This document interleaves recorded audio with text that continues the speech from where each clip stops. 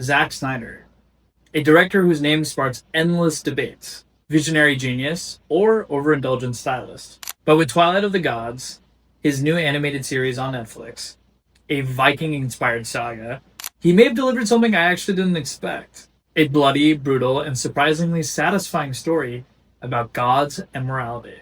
Hi, I'm Sage Patel, and I love all things science fiction and fantasy. I'm also author of a series called Tarek that combines a bit of both, and you should check it out below. Today on Sage and Sorcery, we're looking at Twilight of the Gods, a Zack Snyder Viking epic that might just be better than you think. I'll be candid, Zack Snyder and I have a very complicated relationship as a result of being his fan. I pushed hard for the Snyder Cut of the Justice League, only to be disappointed. Rebel Moon on Netflix, it had massive potential, and it fell flat. So imagine my surprise when Twilight of the Gods, a Viking-inspired saga that is animated, it wasn't just watchable, it was actually enjoyable. You get Snyder's iconic brutal style, his love of action, and his obsession with broken heroes just out for vengeance.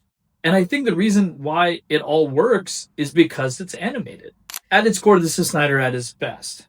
A hurt hero on a bloody quest for vengeance and redemption. And along the way, our hero isn't just fighting enemies. They're forced to become someone that's worthy of the followers that they're inspiring. The action drives everything here, and that's not a bad thing. The fights are visceral, bone-crunching, and gorgeously animated. And somehow the brutality that Snyder's known for really shines even brighter with when it's being done with the animation. This is where his excessiveness feels less self-indulgent and really adds to the mystic and the mythic of what's going on.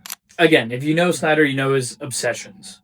Fallen heroes, gods among mortals, vengeance as a form of redemption. But they feel more focused, more mythological. Instead of being bogged down by studio expectations and franchise baggage, Twilight of the Gods gets to shine on its own.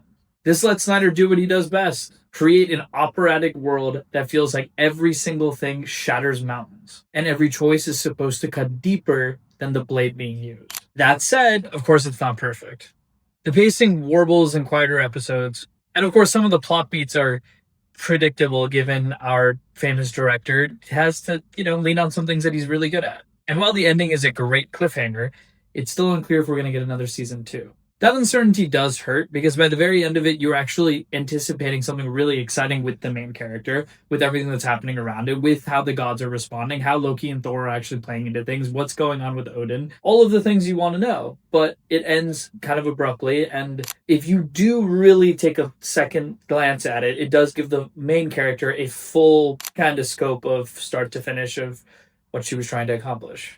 As someone who cheered for the Snyder Cut and felt let down, Twilight of the Gods was a very refreshing reminder as to why I still root for Zack Snyder and all of his work. He knows how to shoot, and in this case, animate pure spectacle. He knows how to make vengeance feel operatic. And while I wouldn't call this a flawless series, I would say it's a very enjoyable, emotional ride. This is Snyder like you've never seen him before. He's freed from the Hollywood baggage and simply telling a myth that feels both ancient and personal.